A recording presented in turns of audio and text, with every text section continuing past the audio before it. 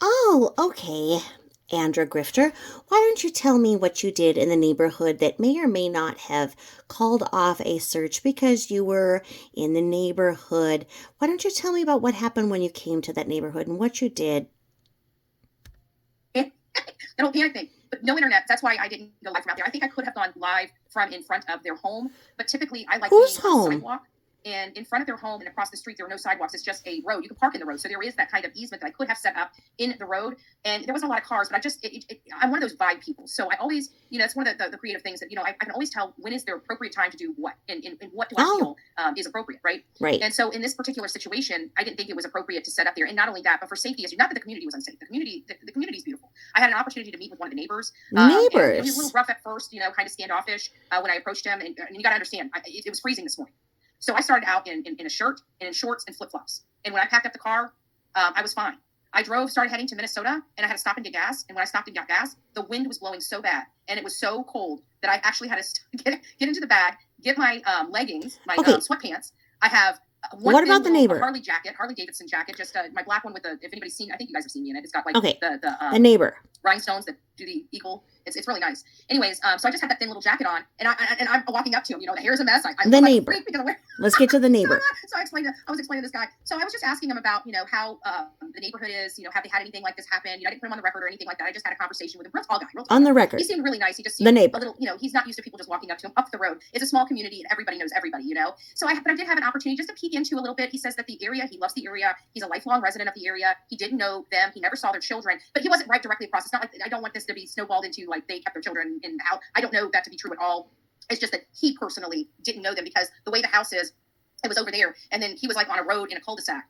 And he just happened to be outside, so I pulled into the cul-de-sac and got out and talked to him for a little bit. So it's like he didn't really have a good eye view over there. And he's an older gentleman, so he stays in the house a lot more than probably not.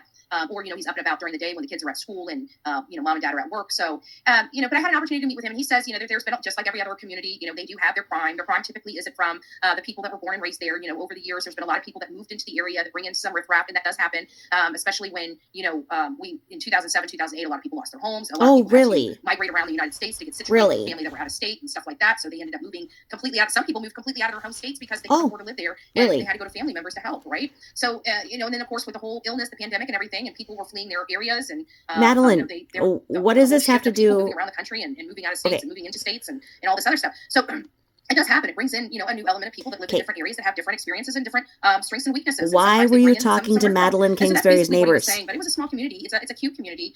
Seems very nice, very peaceful. Not a whole lot of stuff on the roads or anything like that. So it's just been really nice. Why? Then I had an opportunity to meet with somebody else at the McDonald's to kind of give me a little bit. Again, this was an off the record conversation.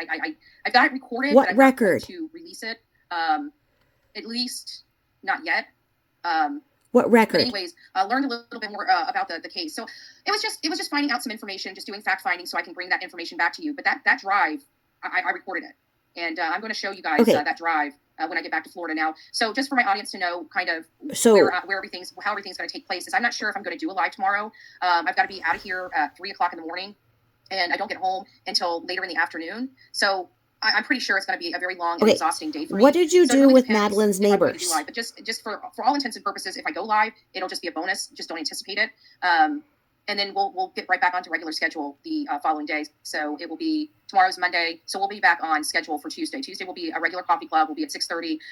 We're now that things are starting to pick up in the Brian Koberger case, and then now that we're going to be What? really heavily diving into Madi Kingsbury, I want to let you guys know that we may, depending on this, I may be popping around with my other channel as well. So what I may Okay, do what is may does this have to designate the do main Bullhorn Betty with channel for all the why? information related to the Idaho 4 and Madi Kingsbury. And I think I'm going to push other news, because we talk about other news. Like, for example, we had the subway where I'm not really getting in too involved in it. I am monitoring it and keeping you guys posted because I know it's an interesting case for you guys, and it is a passion. It's something that kind Okay, of gets emotions on both sides of the argument. So I know it's important for my audience to know what's going on in that case. So I'm monitoring that subway case as well. And it's all, just some yeah, crazy I'm news that's out sure there. the So I subway move around case different states. interests It's a kind you. of cool segment of a story for certain areas. So because we have people from all over the country. Okay. So I trade you that. So I'm probably, now that things are going to be coming out in these cases, it's going to be Okay. taking a lot of my time. So I think Maddie. I'm going to be moving the stories, the actual Okay. other stuff other than the cases that we're actually digesting and Maddie. dissecting here on the Bullhorn Betty channel. I think everything else is going to be on Bullhorn Betty Crime Stories. So if you guys want to, and I got to try to remember to start uploading the videos. I'm so used to having just this Maddie. channel and uploading them. But the whole purpose of me setting up the second channel is so we can have differentiation Okay. between, you know, stories So and news, as well as, you know, these breaking cases that we cover. Okay, so she went around the neighborhood of Maddie Kingsbury, asked the neighbors questions, and this is how we know that there were the reports of somebody claiming they were official press that then reported it to law enforcement, and the allegedly, subsequently, the searches for Maddie that had been planned for Mother's Day were called off once they knew that Paparazzi Betty had landed in town. So she states that she interviewed a neighbor and then had an interview with somebody related to the case that she took to McDonald's and recorded, and she may or may not release that at a later date.